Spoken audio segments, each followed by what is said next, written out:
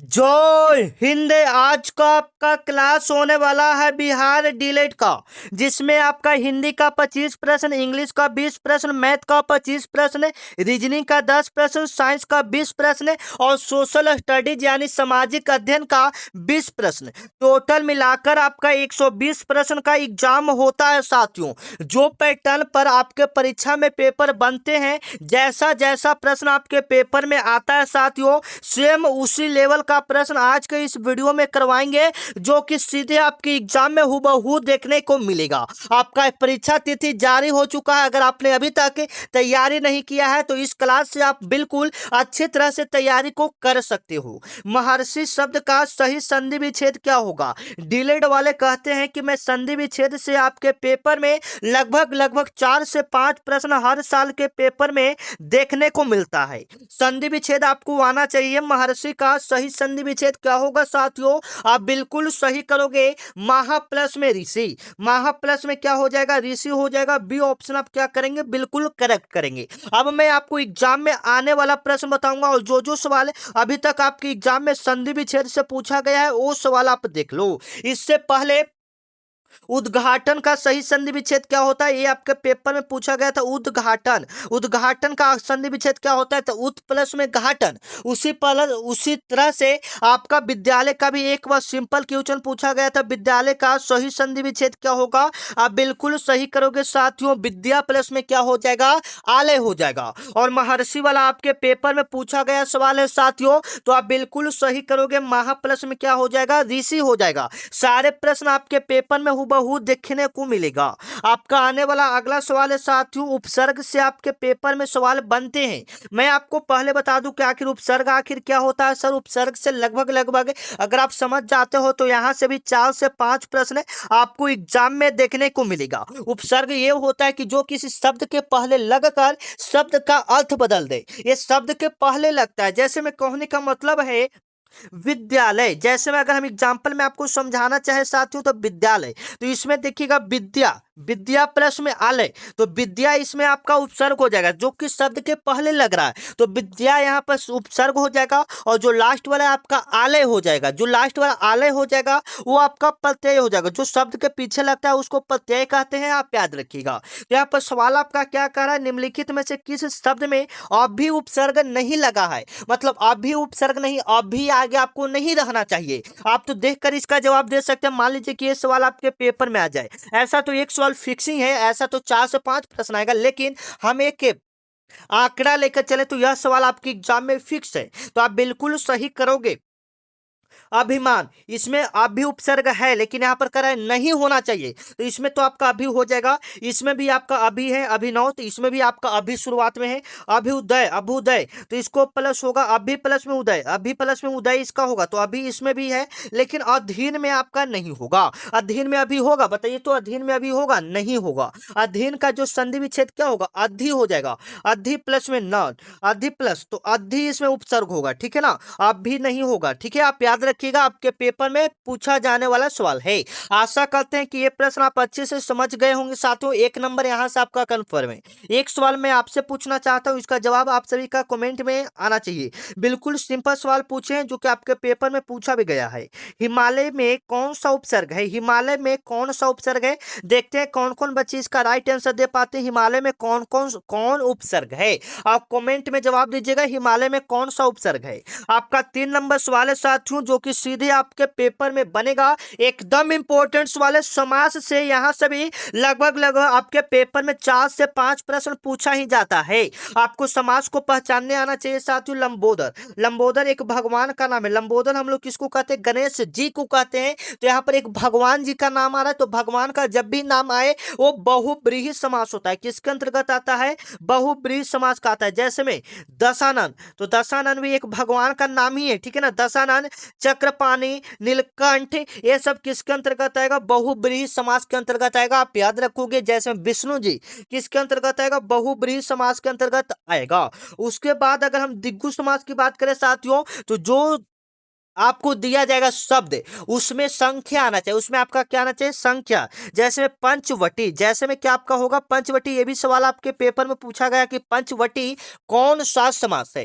तो इसमें पंच, इसमें पांच आपका नहीं आ रहा है, संख्या देखिए पांच आ रहा है ना, तो ये आपका कौन सा समास हो जाएगा, द्विगु समास हो जाएगा। आप याद रखना, आपके पेपर में हूबहू ये सवाल देखने को मिलेगा। इसी प्रकार से और भी बहुत सारा होता है, जैसे में चारपाई, चारपाई कौन सा समास है साथियों, आपके पेपर में पूछेगा तो चार, चार आ रहा है तो द्विगु समास हो जाएगा। इस प्रकार से आप पकड़ सकते हैं। और अगर उसी प्रकार से अगर हम द्वंद्व समास की बात करें, तो जिसमें राम डॉट सीता, जिसमें बीच में योजक चिन्ह लगा रहा है, ये वाला को योजक चिन्ह बोलते हैं, ठीक है ना, बीच में योजक चिन्ह लगा रहता है उसको हम लोग क्या बोलते हैं, द्वंद्व समास। जैसे में राम सीता, शुभ लाभ, माता पिता, ये सब बीच में लगा रहता है साथियों, तो उसको योजक चिन्ह बोलते हैं। तो वह किसके अंतर्गत आएगा, द्वंद्व समास के अंतर्गत आएगा। अगर हम दे दें यहाँ पर आपको कि शुभ लाभ कौन सा समास के अंतर्गत आएगा, शुभ लाभ, शुभ लाभ किसके अंतर्गत आएगा, बिल्कुल सही करोगे सर, द्वंद्व समास के अंतर्गत आएगा। आशा करते कि ये सारा आपको समझ में आ रहा होगा। अगर आप नए हैं तो चैनल को सब्सक्राइब कर लीजिएगा साथियों, क्योंकि आपके एग्जाम तक हम आपको इतना सारा क्लास दे देंगे जिससे आपका सिलेक्शन पक्का है। अगर आप चैनल को सब्सक्राइब कर लेते हो और ऑल बेल आइकन को दबा लेते हो साथियों, तो जो भी क्लास होगा सबसे पहले आपके पास नोटिफिकेशन जाएगा, जिससे पता चलेगा कि हाँ डिलेट का क्लास स्टार्ट हो गया, ठीक है ना। चलिए, आपका आने वाला अगला सवाल है साथियों, एक वचन से भी आपके पेपर में सवाल बनता है, कलियां, जो कलियां शब्द है उसका एक वचन रूप क्या होगा साथियों, आपके पेपर में सवाल बनेगा। कलियां शब्द का एक वचन रूप क्या होगा साथियों, बिल्कुल सही करोगे। कलियां यहाँ पर बहुवचन होगा, लेकिन इसका हम लोग एक वचन रूप क्या सा होगा, कौन सा होगा साथियों, बिल्कुल सही करोगे, कली। यहाँ पर क्या सही करोगे, कली। कली का बहुवचन करेंगे तो क्या बनेगा, कलियां बनेगा, लेकिन यहाँ पर कलियां का तो कलियां बनेगा नहीं, याद रखिएगा। आपके पेपर में सवाल बनता है साथों, कलिया का कलियां करेंगे, नहीं करेंगे, काले का तो कभी नहीं करेंगे, तो इसलिए कली का क्या आपका बहुवचन हो जाएगा, कलियां। तो एक वचन में परिवर्तित कौन सा हो जाएगा, कलियां। आप याद रखना, आपके पेपर में हूबहू देखने को मिलेगा। आपका आने वाला अगला सवाल है, जैसे में आपको पता है कि एग्जाम में हिंदी के 25 प्रश्न पूछा जाता है, तो पहले हम 25 प्रश्न आपके लिए हिंदी के लिए हैं, उसके बाद साइंस के 20 प्रश्न लिए हैं। तो आप एक टारगेट लेकर चलो, 25 में से 20 प्लस प्रश्न सही करने का। जो बच्चा 25 में से 20 प्लस प्रश्न सही कर देगा, मानो उनका तैयारी पक्की है, उनका सिलेक्शन यहाँ एक तरफ से मानो कि पक्का हो जाएगा। तो चलिएगा, अगला सवाल आपका क्या कह रहा है, निम्नलिखित में से अशुद्ध वर्तनी वाले शब्द का चयन करें। एक सवाल यहां से भी फिक्स है साथियों, अशुद्ध वर्तनी, शुद्ध वर्तनी से भी एक सवाल आपके पेपर में बनते हैं, आप बिल्कुल सही करोगे। अशुद्ध इसमें कौन सा, गलत इसमें कौन सा लिखा हुआ है साथियों, आप बिल्कुल सही करोगे। उज्जवल आपका बिल्कुल सही लिखा हुआ है, आपको पता है उज्जवल बिल्कुल सही लिखा है। उज्जवल जब भी देगा इसी प्रकार से आपको लिखा जाएगा। जब आगे हम लोग चलेंगे, कवित्री भी आपका बिल्कुल सही लिखा हुआ है, कवयित्री, कवित्री इसी प्रकार से लिखा था साथियों, कवित्री भी बिल्कुल आपका सही लिखा हुआ है। उज्जवल भी आपका बिल्कुल सही लिखा हुआ है, श्रृंगार भी आपका बिल्कुल सही लिखा हुआ है।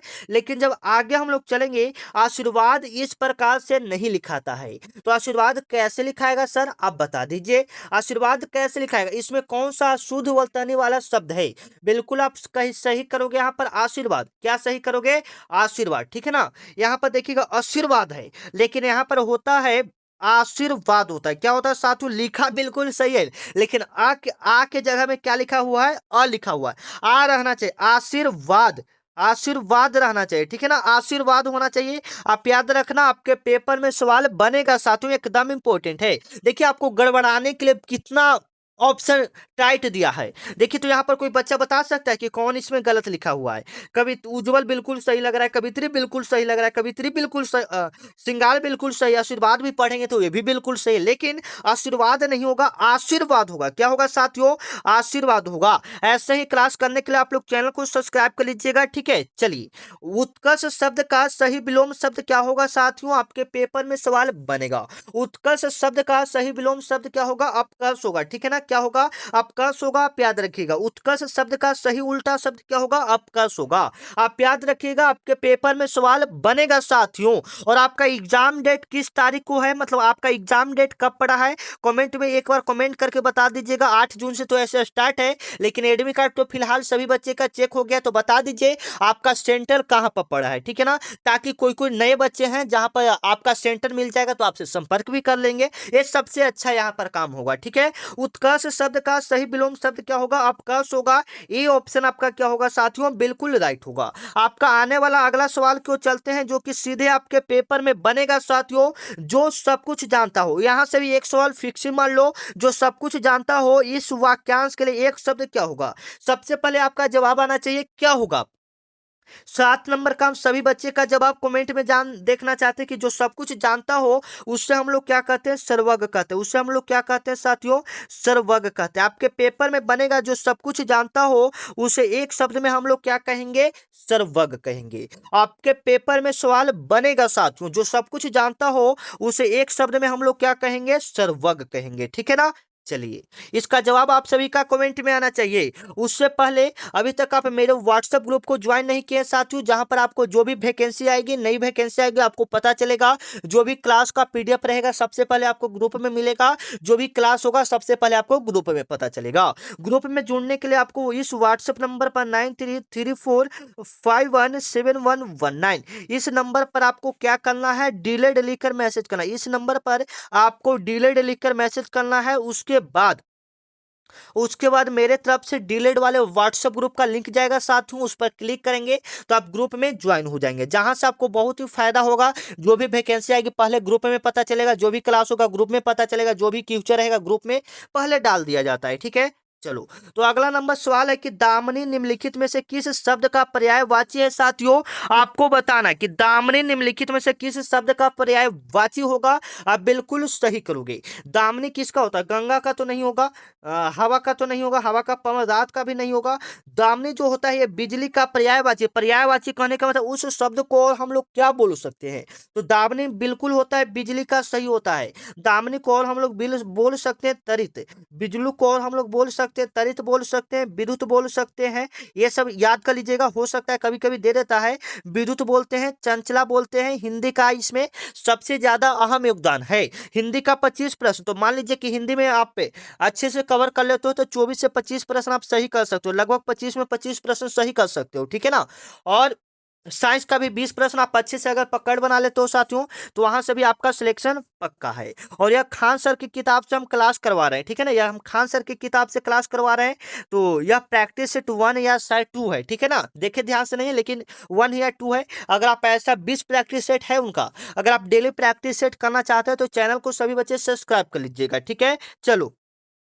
9 2 11 होना, 9 2 11 होना मुहावरे का सही अर्थ क्या होगा साथियों? आपका जवाब आना चाहिए। बिल्कुल इजी लेवल का जवाब है। बच्चे का सवाल यहाँ पर पूछ दिया है, बिल्कुल सही करोगे, भाग जाना। 9 का बिल्कुल राइट आंसर आप लोग का रहा है। ऐसे ही जवाब आते रहना चाहिए। आपका आने वाला अगला सवाल है, ये थोड़ा सा इंपॉर्टेंट है। ऐसा ही टफ लेवल का थोड़ा सा आपके पेपर में सवाल बनता है साथियों। तो क्या सही करोगे? वीर रस का अस्थायी भाव क्या होगा? वीर रस का अस्थायी भाव क्या होगा साथियों? तो वीर रस का अस्थायी भाव जो हो जाएगा उत्साह हो जाएगा। क्या हो जाएगा? उत्साह हो जाएगा। आप याद रखना, आपके पेपर में सवाल बनेगा। वीर रस का स्थायी भाव क्या होता है? उत्साह होता है। सी ऑप्शन आपका क्या होगा? बिल्कुल राइट होगा, जो कि सीधे आपके पेपर में बनेगा साथियों। आपका आने वाला अगला सवाल है, यहाँ पर थोड़ा सा और भी जानकारी दे देते हैं, लेकिन ये आपके लिए ज्यादा जरूरी नहीं है। पूछेगा तो यही सवाल पूछेगा, नहीं तो नहीं पूछेगा उससे। ठीक है, चलो। जो जो सवाल पूछेगा वही मैं आपको करवाऊंगा। चरण कमल बंदो हरिराय, चरण कमल बंदे हरिराव, इस पंक्ति में कौन सा अलंकार है? आपको बताना है, जो कि सीधे आपके पेपर में पूछा जाएगा। यहाँ चरणों पर, यहाँ जो चरण है यहाँ पर सीधा आपको आरोप लगाया जा रहा है, तो यह आपका यहाँ पर क्या हो जाएगा? रूपक अलंकार हो जाएगा। कौन सा हो जाएगा? रूपक अलंकार हो जाएगा, जिस पर आप आरोप लगाया जाए। जैसे में शब्द समझेंगे ना तो यहाँ पर आपको पता चलेगा कि ये शब्द इस पर आरोप लगा रहा है। जैसे में चरण कमल बंदो हरिराय, मतलब चरण पर यहाँ पर आरोप पड़ रहा है ना, कि चरण जो है वो कमल बंदल हरियाय है। ऐसा जो भी रहेगा साथियों रूपक अलंकार हो जाएगा। आप याद रखना, आपके पेपर में आने वाला सवाल है। ये आपका पहचानने का एक ट्रिक है। ऐसे सभी बच्चे इसको अलग अलग तरीका से पहचानते हैं, लेकिन हम जो बता रहे हैं आप उसको अच्छे से कवर करोगे। चलो, आपका आने वाला अगला सवाल है कि निम्नलिखित में से कौन सा शब्द तद्भव है? तद्भव कहने का मतलब साथियों संस्कृत के बिगड़े हुए रूप को तद्भव कहते हैं। मतलब वो बिगड़ा जैसा आपको लगेगा। और एक तत्सम होता है। तत्सम क्या होता है? तो संस्कृत के शुद्ध रूप, वो संस्कृत जैसा आपको शब्द लगेगा। जैसे में अग्नि, ये संस्कृत जैसा आपको लग रहा है तो ये तत्सम आपका होगा। बिल्कुल आप पहचाना सीख गए। चलिए, बधाई हो, आप पहचानना सीख गए। उसके बाद सूर्य, ये आपको लग रहा है, ये सूर्य आपका तत्सम जैसा लग रहा है, संस्कृत जैसा शब्द लग रहा है। छीड़, ये छीड़ भी आपका संस्कृत जैसा शब्द लग रहा है, लेकिन हाथ, हाथ लग रहा है संस्कृत जैसा नहीं ना, तो ये हाथ यहाँ पर क्या हो जाएगा, तद्भव हो जाएगा। मान लीजिए आप पहचानना सीख गए। चलिए, आपका आने वाला अगला सवाल है साथियों, आपका जवाब आना चाहिए रामायण शब्द में कौन सा संधि है, बताइएगा रामायण शब्द में कौन सा संधि है साथियों। आपका जवाब आना चाहिए रामायण दीर्घ संधि है, साथ में व्यंजन संधि भी है, यानी ए और बी क्या हो जाएगा, दोनों हो जाएगा। रामायण जो है दीर्घ संधि और व्यंजन संधि है। साथ में लेखक से भी सवाल आपके पेपर में 1 से 2 सवाल डालता है, तो आप यहाँ पर बता सकते हो रामायण के लेखक कौन है। रामायण और महाभारत दोनों बता दीजिएगा, हो सकता है दोनों में से कोई एक सवाल इस बार के पेपर में दे दे, क्योंकि ये सिंपल एक सवाल डालता है साथियों, तो आप याद रखोगे। रामायण और महाभारत के लेखक कौन है, दोनों का जवाब कमेंट में आना चाहिए। चलो, वह कुल्हाड़ी से वृक्ष काटता है, इसमें किस कारक की विभक्ति है? आपको बताना है। अगर आप कारक की विभक्ति याद रखोगे साथियों, तो यहां से भी एक प्रश्न आपके पेपर में बनेगा। तो विभक्ति क्या होता है, कर्ता ने, कर्ता ने कर्म को करण से, कर्ता ने कर्म को करण से, करण से, कुल्हाड़ी से, पहचाना सीख रहे हैं। कर्ता ने कर्म को करण से, कुल्हाड़ी से, तो यहाँ पर जो कुल्हाड़ी शब्द आ रहा है वो क्या होगा, करण से होगा, कुल्हाड़ी से करण से। यहाँ पर मैच खा रहा है, तो बी ऑप्शन हम लोग क्या करेंगे, बिल्कुल राइट करेंगे, जो कि सीधे आपके पेपर में हुबहू यही सवाल देखने को मिलेगा। आपका आने वाला, जैसे में यहाँ से और भी पूछा जाता है, जैसे में वृक्ष से पत्ते गिरते हैं, वृक्ष से पत्ते गिरते हैं साथियों, आपके पेपर में कई बार पूछा जा चुका है, वृक्ष से पत्ते गिरते हैं कौन सा कारक की विभक्ति है। तो कोई चीज अलग होता है तो वो अपादान कारक, जैसे में हम घर से बाहर जा रहे हैं, घर से बाहर जा रहे हैं, कौन सा कारक होगा, अपादान कारक। वृक्ष से पत्ते गिरते हैं, अपादान कारक। सेव से फल गिरते हैं, अपादान कारक। आप याद रखोगे, कोई चीज अलग होगा तो वो अपादान। पहचानने का एक ट्रिक है, तरनी और तरनी दोनों एक ही शब्द है, लेकिन इसका अलग अलग अर्थ होगा, बताना है। एक आपका हर्षई है, एक आपको दीर्घई। ये कल ही हम आपको शायद फर्स्ट क्लास में आपको करवाए थे। जो बच्चा मेरा फर्स्ट क्लास देखा है उनको पता होगा इसमें कौन सा राइट आंसर होगा। जो हर से ही आपको उठाया हुआ है साथियों, उसका अर्थ क्या होगा, तो उसका अर्थ आपका सूर्य होगा। इसका अर्थ क्या होगा, सूर्य होगा। ये जो तरने लिखा हुआ है इसका अर्थ सूर्य होगा, और ये आपका जो तरने दीर्घई लिखा है इसका अर्थ आपका क्या होगा, नाव होगा। आप याद रखना, आपके पेपर में हुबहू ऐसा सवाल देखने को मिलेगा। चलो, आपका आने वाला अगला सवाल है, रहीमन पानी रखिए, रहीमन पानी रखिए डॉट डॉट, इस पंक्ति में कौन सा शब्द शक्ति है, ऐसा सवाल एक दो आपको देखने को मिलेगा। आप बिल्कुल सही करोगे। रहीमन पानी रखिए, बिनु पानी सब सुना, बिना पानी सब सुना, इसमें कौन सा शब्द शक्ति आएगा यहाँ पर साथियों, तो आप याद रखोगे, इसमें व्यंजना आएगा। क्या आएगा, व्यंजना आएगा। यहाँ पर अगर कोई ट्रिक होता तो हम आपको अच्छे से समझा भी देते, लेकिन आपको डायरेक्ट इसको आंसर याद करना पड़ेगा, व्यंजना संधि। ठीक है। चलो, आपका आने वाला अगला सवाल है साथियों, निम्नलिखित में से कौन सा वाक्य शुद्ध है। यहाँ से एक सवाल आप फिक्स ही मानो, वाक्य शुद्ध से आपके पेपर में एक सवाल बनता है साथियों। निम्नलिखित में कौन सा वाक्य शुद्ध है, बताना है आपको। तो वहां भारी भरकम भीड़ जमा थी, ये गलत है। साहित्य और जीवन का घोर संबंध है, ये भी गलती है। यहाँ पर कौन सा वाक्य शुद्ध होगा, श्री कृष्ण के अनेक नाम, ये बिल्कुल आपका सही होगा। सी ऑप्शन आपका क्या होगा, बिल्कुल राइट होगा। आपका आने वाला अगला सवाल है, चौपाई छंद के प्रत्येक चरण में कितनी मात्राएं होती है, ऐसा एक सवाल आपको देखने को मिलेगा।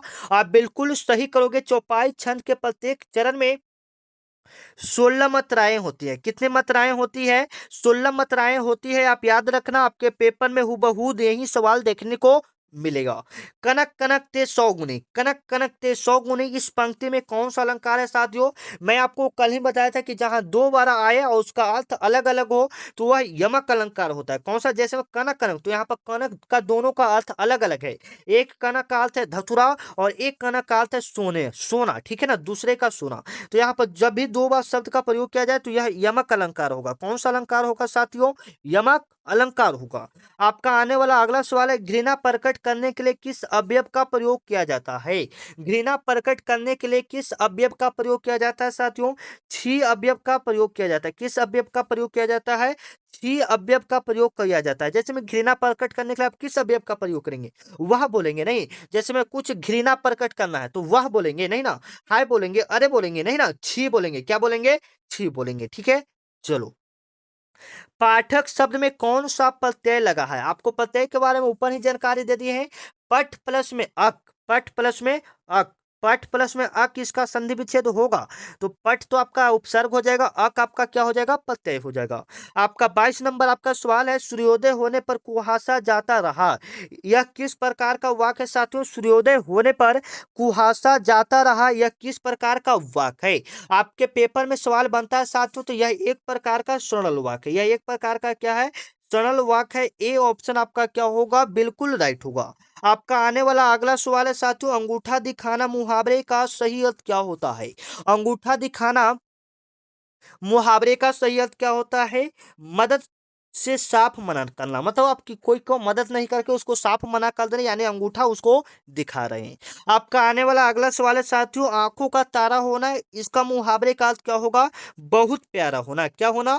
बहुत प्यारा होना। बी ऑप्शन आपका क्या होगा? बिल्कुल राइट होगा, जो कि सीधे आपके पेपर में बनेगा। आपका 25 नंबर सवाल है साथियों, हिंदी का लास्ट सवाल है, शिशु सवेरे उठकर दूध पीता है, इसमें दूध कौन सी संज्ञा है? बच्चे बच्चे बताएंगे दूध यहाँ पर कौन सी संज्ञा होगा? तो दूध आपको तरल है, यानी द्रववाचक संज्ञा होगा। दूध यहाँ पर कौन सा हो जाएगा? द्रववाचक। अगर हम लोग यहाँ पर बात करें, अगर यहाँ पर हम लोग बात करें बच्चा, शिशु, शिशु यहाँ पर क्या हो जाएगा? ये जातिवाचक हो जाएगा, क्योंकि पूरा शिशु का जन्म बोध कर देगा। शिशु मोटा हो सकता है, पतला हो सकता है, छोटा हो सकता है, बड़ा हो सकता है। ठीक है, चलो आपका आने वाला, अच्छा एक एग्जाम्पल आप लोग ले, गाय कौन सी संज्ञा? ये काफी बार आपके पेपर में एक दो बार पूछा है। ठीक है, तो इसका जवाब कमेंट में। और यहाँ से हिंदी के हम 25 क्वेश्चन को तो पहले क्लियर करेंगे, उसके बाद साइंस को चलेंगे। तो आप पहले ये यहाँ पर स्कोर बता दो कि हिंदी में 25 में से कितना प्रश्न आपका सही हुआ। कमेंट में सारे बच्चे बताएंगे।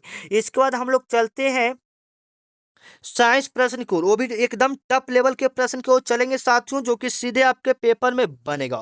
चलिएगा, देखिएगा, निम्नलिखित में से कौन सा एक आभासी बल का उदाहरण है? आभासी बल का कौन सा उदाहरण हो जाएगा साथियों? आप बताइएगा। आभासी बल जिसका आपको महसूस सिर्फ हो, ठीक है, बताइएगा। जैसे में यहाँ पर क्या हो जाएगा साथियों, अभिकेंद्रीय बल नहीं होगा, ये नहीं होगा, अपकेंद्रीय बल होगा। कौन सा? आभासी बल का उदाहरण कौन सा हो जाएगा? अपकेंद्रीय बल हो जाएगा। आप याद रखोगे, आपके पेपर में सवाल बनेगा। जैसे में गुरुत्वाकर्षण बल होगा, तो ऊपर से आप कोई चीज को फेंकेंगे तो आपको आभास हो जाएगा। ठीक है, मतलब आपको पता चलेगा, लेकिन नहीं, घर्षण में भी आपको पता चलेगा। ठीक है, लेकिन आप केंद्रीय बल में सिर्फ आपको आभास होगा। आपका आने वाला अगला सवाल है साथियों, यदि किसी वस्तु का वेग दोगुना कर दिया जाए तो उसका गतिज ऊर्जा क्या होगा? इसी लेवल का प्रश्न आपके पेपर में बनेगा। जब भी इस प्रकार से प्रश्न है साथियों, आपको क्या कही सही करना है। अगर गतिज ऊर्जा पूछे, काइनेटिक्स ऊर्जा पूछे, एनर्जी पूछे, तो आप क्या सही करना है? दोगुना पूछे तो उसका स्क्वायर करना है। जितना पूछो, वस्तु का वेग जितना भी कर दिया जाए, आप उसका स्क्वायर कर दो। दोगुना है तो यहाँ पर स्क्वायर करेंगे तो दो का स्क्वायर कितना हो जाएगा? 4 गुना। कितना हो जाएगा? 4 गुना। अगर यहाँ पर कहे कि वस्तु को तिगुना कर दिया जाए, क्या कर दिया जाए? तिगुना, तो गतिज ऊर्जा तो स्क्वायर में ही बढ़ेगा, तो 9 गुना। इस प्रकार से आप इसको बिल्कुल सही कर सकते हैं। आपका आने वाला अगला सवाल है, वाहनों के पीछे दृश्य देखने के लिए किस दर्पण का प्रयोग किया जाता है साथियों? आपके पेपर में सवाल बनेगा। वाहनों के पीछे देखने के लिए किस दर्पण का प्रयोग किया जाता है? आप बिल्कुल सही करोगे। अगर पीछे देखना है तो हम लोग उत्तल दर्पण का प्रयोग करेंगे। जो ऐनक में पूछ रहा है, शीशा में पूछ रहा है, किस दर्पण का प्रयोग किया जाता है गाड़ी में? उत्तल दर्पण का प्रयोग किया जाता है, क्योंकि उत्तल दर्पण द्वारा बना प्रतिबिंब वास्तविक और छोटा होता है। वास्तविक और क्या होता है? छोटा। मतलब गाड़ी के शीशा में उत्तल दर्पण लगाया तो पीछे वाला जो गाड़ी है उसको छोटा दिखाई देता है। ठीक है ना, ये ना क्या उत्तल दर्पण लगा देगा तो आ रहा है ट्रक, उसको और भी बड़ा, ट्रक तो उतना बड़ा रहता है और भी उसको बड़ा दिखेगा, उत्तल लगा देगा तो। ठीक है, यहाँ से काफी सारे इंपॉर्टेंट सवाल आपको बता देते हैं जो आपके पेपर में बने हैं और बन सकते हैं। साइड मिरर के रूप में किस दर्पण का प्रयोग किया जाता है? साइड मिरर के रूप में किस दर्पण का प्रयोग किया जाता है? तो साइड मिरर के रूप में उत्तल दर्पण का प्रयोग करते हैं, उत्तल दर्पण का। और हेडलाइट, मतलब गाड़ी के बल्ब में कौन सा दर्पण का प्रयोग किया जाता है? तो उसमें अवतल दर्पण का प्रयोग किया जाता है। दांत काट देखने के लिए अवतल दर्पण का प्रयोग किया जाता है, आप याद रखोगे। चलो, आकाश का रंग नीला किसके कारण दिखाई देता है साथियों? आपको पता होगा, आकाश का नीला रंग, लाल लाल ब्लू रंग, कुछ भी पूछ दे आपको सही करना है, प्रकाश का परिकिरणल के कारण। सी ऑप्शन आपका क्या होगा? बिल्कुल राइट होगा। आपका आने वाला अगला सवाल है, शुष्क बर्फ निम्नलिखित में से किसका ठोस रूप है? तो यह कार्बन डाइऑक्साइड का ठोस रूप होता है, आप याद रखोगे। आपका आने वाला अगला सवाल है साथियों, आधुनिक अवस्थ सारणी में तत्वों को किसके बढ़ते क्रम में सजाया गया है? तो मोस्ले ने बताया था कि परमाणु संख्या के क्रम में परमाणु क्रमांक यानी यही संख्या के हिसाब से सजाया गया। जो आधुनिक पीरियोडिक मॉडर्न पीरियोडिक टेबल है उसको मोस्लो के द्वारा परमाणु संख्या के हिसाब से सजाया गया है। आपका 7 नंबर आपका सवाल है साथियों, अम्लराज एक्वा रेजिया किसका मिश्रण है? बताना है अम्लराज किसका मिश्रण है साथियों? तो सांद्र HNO3 का मिश्रण है। किसका मिश्रण है? सांद्र HNO3 का मिश्रण है। आप याद रखोगे किसका मिश्रण है? सांद्र HNO3 और HCl का मिश्रण है। ठीक है ना। अम्लराज जिसमें मतलब सोना को घुलाया जाता है उसमें किसका किसका मिश्रण रहता है? आप याद रखोगे HNO3 और HCl, जिसका अनुपात आपके पेपर में पूछता है तो 1:3 होता है। इसका पूछेगा कि अम्लराज का अनुपात क्या होता है साथियों? 1:3 होता है। जंग लगने पर रस्टिंग होने पर लोहे की अभिक्रिया में क्या मतलब किस प्रक्रिया का उदाहरण है? ये आपसे पूछ रहा है। तो यह एक प्रकार का ऑक्सीकरण उपक्रिया है जिसको हम लोग रेडॉक्स अभिक्रिया भी कहते हैं। आपके पेपर में सवाल बनेगा। आपका आने वाला अगला सवाल है बायोगैस और CNG का मुख्य घटक क्या है? आपको बताना है बायोगैस और मुख्य गैस CNG का मुख्य घटक क्या है साथियों? ये कहाँ से होते हैं? तो मीथेन से प्राप्त किए जाते हैं। कहाँ से प्राप्त किए जाते हैं? मीथेन से। कभी कभी मीथेन का सूत्र भी पूछ देता है, बिल्कुल सही करोगे CH4। मीथेन का सूत्र आपका क्या होगा साथियों? CH4 होगा। आप याद रखना आपके पेपर में हुबहू यही सवाल देखने को मिलेगा। मानव शरीर की सबसे बड़ी ग्रंथि कौन सी है साथियों? मानव शरीर की सबसे बड़ी ग्लैंड कौन सा है? आप बिल्कुल सही करोगे। मानव शरीर की जो सबसे बड़ी ग्रंथि है साथियों वह आपका यकृत हो जाएगा। क्या हो जाएगा? यकृत हो जाएगा, लीवर हो जाएगा। सी ऑप्शन आपका क्या होगा? बिल्कुल राइट होगा, जो कि सीधे आपके पेपर में हुबहू यही सवाल देखने को मिलेगा। निम्नलिखित में से कौन सा विटामिन जल में घुलनशील होता है? बताना है कौन सा विटामिन जल में घुलनशील होता है साथियों? आपके पेपर में सवाल बनेगा। तो जल में घुलनशील आपका क्या हो जाएगा? विटामिन सी हो जाएगा। जो विटामिन सी है वह जल में क्या होगा? घुलनशील होगा। आपका आने वाला अगला सवाल है कि पौधों में जल के परिवहन के लिए कौन सा ऊतक जिम्मेदार है? पौधों में जल के परिवहन के लिए कौन सा ऊतक जिम्मेदार है साथियों? तो जल का वहन जाइलम के द्वारा और भोजन का परिवहन फ्लोएम के द्वारा किया जाता है। आप याद रखोगे।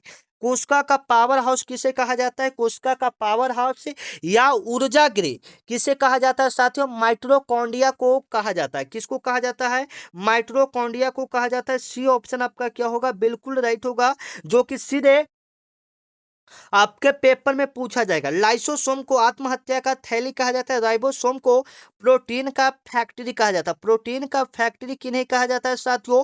आप बिल्कुल सही करोगे, राइबोसोम को। प्रोटीन का फैक्ट्री किन्हें कहा जाता है? राइबोसोम को कहा जाता है। आप याद रखना आपके पेपर में सवाल बनेगा। आपका आने वाला अगला सवाल है साथियों 14 नंबर सवाल देखना। इंसुलिन हार्मोन की कमी से कौन सा रोग होता है? इंसुलिन हार्मोन की कमी से कौन सा रोग होता है साथियों? मधुमेह यानी डायबिटीज होता है। बी ऑप्शन आपका क्या होगा? बिल्कुल राइट होगा। इंसुलिन हार्मोन की कमी से कौन सा रोग होता है साथियों? मधुमेह यानी डायबिटीज होता है। आप याद रखना आपके पेपर में सवाल बनेगा। आपका 15 नंबर सवाल है कि ध्वनि की चाल सबसे अधिक किस माध्यम में होती है साथियों? आपको बताना है जो साउंड है वो सबसे ज्यादा किस माध्यम में होगा? आप याद रखोगे ठोस माध्यम में होगा। ये ऑप्शन आपका क्या होगा? बिल्कुल राइट होगा, जो कि सीधे आपके पेपर में बनेगा। ध्वनि की चाल सबसे अधिक किस माध्यम में होता है? ठोस, जिससे हम लोग स्टील के नाम से भी जाना जाता है। ठीक है साथियों, आप याद रखोगे। चलो 16 नंबर आपका सवाल है कि प्रतिरोध का रेसिस्टेंस का SI मात्रक क्या होता है? प्रतिरोध का SI मात्रक क्या होता है साथियों?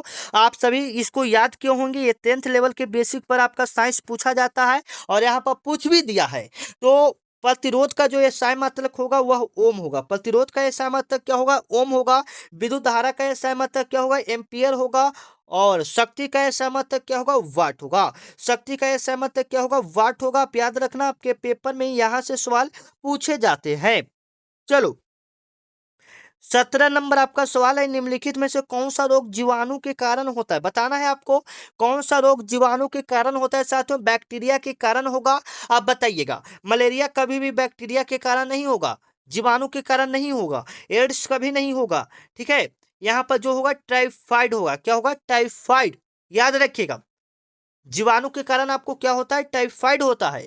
अगर आपको मलेरिया, चेचक ये सब होगा साथियों, मलेरिया, एड्स, चेचक ये सब होगा तो ये सब वायरस के कारण होता है। ये सब किसके कारण होता है, वायरस के कारण। आप याद रखना, आपके पेपर में सवाल बन जाएंगे। आपका आने वाला अगला सवाल है, लिटमस पत्र किससे प्राप्त किया जाता है। जो लिटमस पत्र होता है वह किससे प्राप्त किया जाता है साथियों, आप याद करोगे लाइकेन से। किससे प्राप्त किया जाता है, लाइकेन से।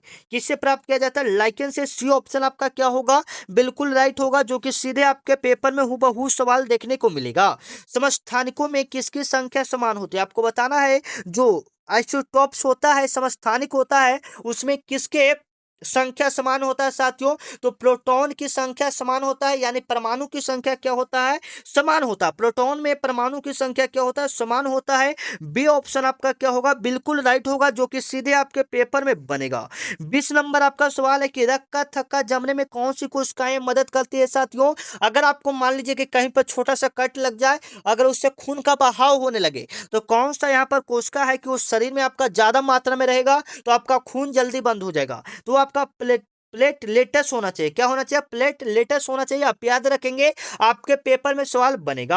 आपके पेपर में पूछा जाता है कि लाल रक्त कण, आरबीसी, आरबीसी का पूरा नाम क्या होता है, तो लाल रक्त कण होता है, रेड ब्लड सेल्स होता है। इसका कार्यकाल 120 दिनों का होता है, आप याद रखेंगे।